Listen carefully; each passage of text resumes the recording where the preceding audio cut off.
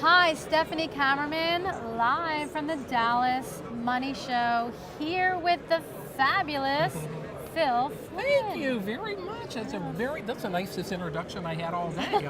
Other than that crazy oil analyst, I think that's very nice. Thank you, Stephanie.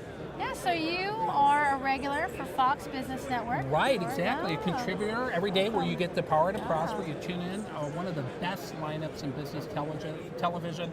You've got Stuart Varney, Maria Bartiromo, who's one of my favorites. I'm in love with her, I'm telling you. And it's the entire, Neil Cavuto, that team I love Neil. really makes business and brings it home to everybody. That's awesome. Yeah. So you're also the senior energy and analyst for Price Futures Group, and which we've been very excited about because energy in Dallas is like what everybody wants to talk about. I can't imagine why, other than I drove by like 15 drilling rigs on the way here, but other than that, that's about it. So. Oil is the hot topic. It is. Everybody wants to know, are we going higher? We just hit the $50 mark.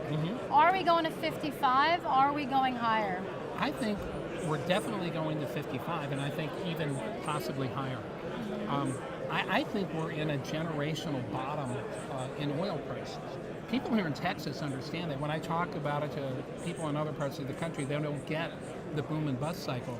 But many of the producers I talk to here really see higher prices are inevitable. Right. Because one of the things that we know is that low oil prices cure low oil prices. And when we had that crash in oil prices back to $25 a barrel a year ago, we saw one of the most significant pullbacks in capital spending in energy in history, over $1 trillion. And whenever I see that kind of a pullback, I know that the bottom's there. Well, usually a V-shape Exactly. recovery, yeah. Exactly. Now we had a couple false starts, but you're Right. right. This looks like a V-shape. Right. And what we're seeing happening is what we normally see at the bottom of the cycle. People are in denial. The prices can go higher. They think they're going to be lower for longer, or that's what they tell us. They stop making investments. And then all of a sudden, this thing called demand comes out of nowhere. And then before you know it, this glut of oil we've been hearing so much about turns into an undersupply, and you see a big swing in prices. Right. So what's your favorite way to trade oil? Well, it depends on the market conditions, your risk tolerances. There's a lot of people out there that just go to the ETFs or the big oil companies. Lately, refiners have been red hot because the demand, as I talked about, is soaring.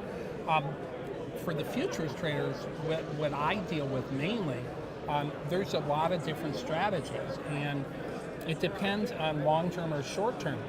Recently, oil's been in a range. It's been working higher, but it's been bouncing from support to resistance, and back and forth.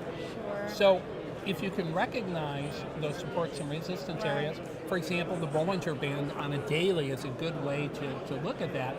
When you get up to that upper resistance, you want to take profits, and then when it pulls back, you want to buy. And we just hit on it. the That's weekly correct. chart. We did, Yes, absolutely. yes, And so you hit that number, you pull back a little bit. 52.75-ish area. Right. If we break out of that, Look out above. yes, I right to think we could 55. run. And we haven't had a breakout run on oil all year. In fact, that resistance point that you read your charts. I do. They haven't been able to break out above that all year. I know. They've touched it, but I think they are.